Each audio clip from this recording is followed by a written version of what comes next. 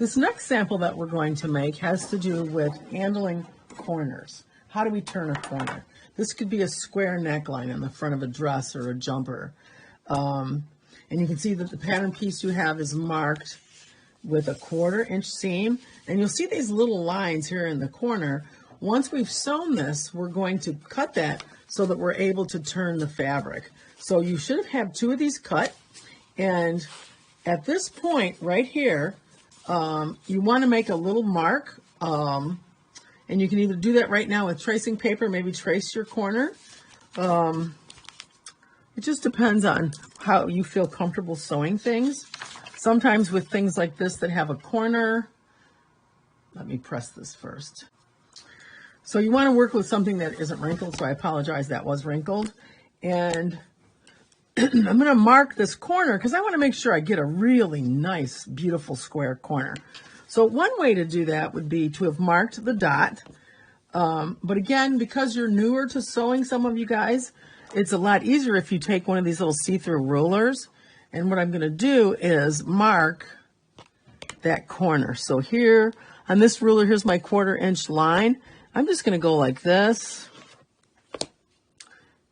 and this. I had a student once say to me, well, that's not very professional to mark things. And basically my answer was, what's professional is figuring out how to get something accurate. And there's nothing wrong with marking something.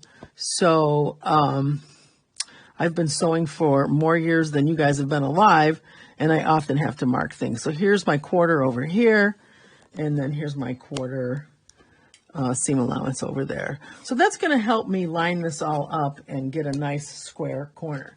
So what you're going to do is you're going to be sewing this piece. You're going to start in this corner. You're going to sew 1/4 inch. When you get to that little spot right there that's at the corner, you drop the needle down in the fabric and you turn the fabric. If the needle's up, you're going to move it around and you're never going to get a very nice square corner. So let's take this to the sewing machine and sew. Here we're at the sewing machine, and I'm going to sew this all the way around. Some sewing machines have the ability, I'm trying to get the camera right, excuse me, to have it automatically, the needle stay in the down position when you stop. If you don't have that, then you're going to have to take the hand wheel at the side and stop your stitching. So there's my 1/4 inch mark right there, and I'm going to get just up under the presser foot here. And I'm going to put my machine to have the needle in the down position, because I know when I stop sewing, I want the needle to be down rather than up. So I'm going to back tack here, and I'm going to sew all the way down to that point that I made. So you might want to try to sew slow, and I'm going to put this in slow speed. I'm coming up to the corner, and now I'm in that down position. You want the needle to be down to turn your fabric to sew in the next way.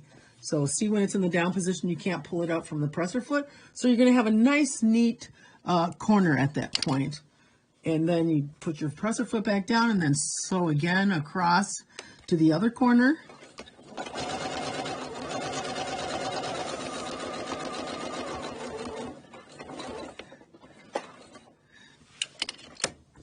Turn that corner and come back up the rest of the stitching to the end. And then we're going to clip it and we're going to turn it and we're going to press it.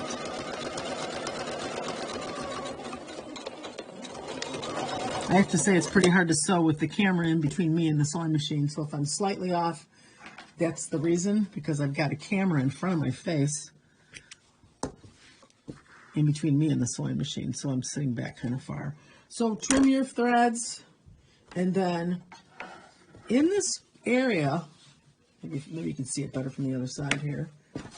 In order to turn the corner, if I don't clip my corners, I won't be able to get it to work. So now to press this, the easiest way to do it is to just lift the one side up. And I'm going to press this fabric towards the seam allowance. You don't want to press down here and flatten that part. You're just pressing the part to the corner. And then I'll turn this and press this one up. So you're pressing the seam allowance in one direction towards the piece you're pressing up. So you can see if I flip this back, my seam allowance is there. And then I'm going to do the same thing on this side right here. I'm going to lift this up and press this over here. You can't do the whole process turning it to the other side all at the same time because you won't get a nice press. So then you're just going to pull this purple fabric back, and you can see there's my corner. Here's the other side of the fabric. So kind of finger press that down and then just press towards the corner. Turn it, do the same thing over here.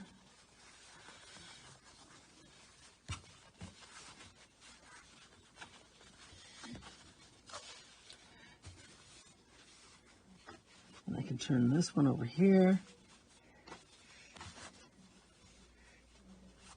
And you're just going to go all the way around and press this nice and square. So this is the inside of my garment. Here's the outside. You don't see that fabric. And again, this is very typical of like a facing that would be at a square neckline. So you want to get this sample finished, and you want to mark this as what's called an inward corner.